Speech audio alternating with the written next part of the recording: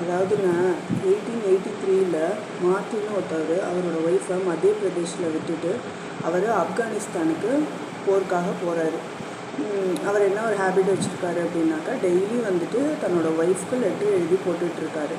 அப்போது லெட்ரு எழுதி போட்டுட்ருக்கும்போது ஒரு 2-3 நாளாக லெட்ரு வரல அவங்கள்ட்டேருந்து. அப்போ ஒய்ஃப்க்கு வந்து ரொம்ப கஷ்டமாயிடுது. அந்த பதட்டத்துலேயும் அந்த இதுலேயும் என்ன பண்ணுறதுனே தெரியாமல் அப்படியே தெருவில் இறங்கி நடந்து போயிட்டுருக்கும்போது அங்கே ஒரு கோவிலில் சங்கு முழக்கத்தோட அந்த மணி சத்தத்தோட ஒரு மாரி அட்ராக்ட் பண்ணுது அவங்கள இழுக்குது உள்ளே. அவங்க அந்த இதில் அப்படியே உள்ளே போயிடுறாங்க. அப்படியே கோவிலுக்குள்ளே போயிட்டு சாமிக்கிட்ட வேண்டிக்கிறாங்க. அப்படியே இந்த மாரி இருக்கே சொல்லிட்டு.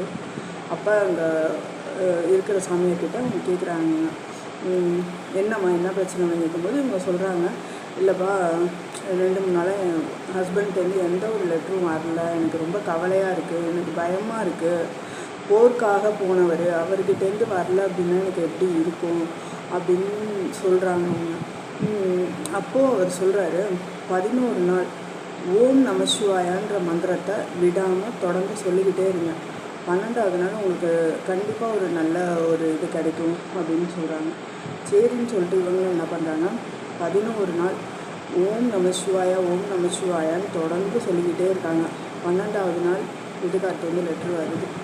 அதில் அவர் என்ன எழுதியிருக்காரு அப்படின்னாக்கா, அந்த வாரில் அவர் வந்துட்டு எனிமீஸ்லாம் ஃபுல்லாக கவரப் பண்ணிட்டாங்கன்னா, அட்டாக் பண்ண போகிறாங்கன்னா என்ன பண்ணுறது, அவ்வளோதான் நம்ம செத்துட்டோம் அப்படின்னு நான் நினச்சிக்கிட்டு இருந்தும்போது அங்கே ஒருத்தர் புலித்தோல் போத்திக்கிட்டு திருநீர் அணிஞ்சிக்கிட்டு ருத்ராட்சத்தோட ஜடா முடியோட ஒருத்தர் வந்தார். அவரோட பிரகாசம் பார்க்கவே முடியலை. அவரை அவ்வளோ ஒரு இதாக இருந்தார். அவர் வந்து நின்னோன்னா அவரை பார்த்துட்டு என்ன பண்ணிட்டாங்க, எனிமீஸ்லாம் பயந்து தெரிச்சு ஓடிட்டாங்க. அவர் வந்துட்டு உன் ஒய்ஃபோட பூஜையோட பலன் தான் நீ இன்னைக்கு காப்பாற்றப்பட்டிருக்க, நல்லாரு அப்படின்னு சொல்லி என்னை ப்ளஸ் பண்ணிட்டு மறைஞ்சிட்டாரு அப்படின்னு சொல்லி லெட்ரு எழுதுறாரு.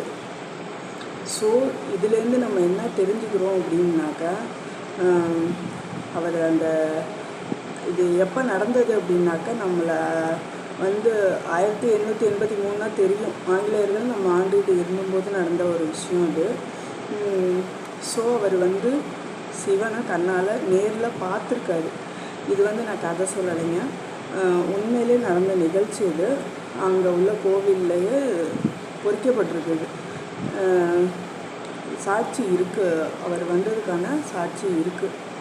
ஸோ இது எதுக்கு இன்றைக்கி சொல்கிறோம் அப்படின்னா, இன்றைக்கி மாலை வச்ச அமாவாசை இல்லைங்களா, எல்லோரும் முன்னோர்களுக்கு திதி கொடுத்துட்டு விரதம்லாம் இருந்துட்டு சிவன் கோவிலுக்கெல்லாம் போயிட்டு வருவீங்கள்ல. சரி, இந்த ஒரு நல்ல நேரத்தில் இது சொன்னால் நல்லாயிருக்கும் அப்படின்னு தோணுச்சு, அதனால் சொன்னேன். தேங்க்யூ.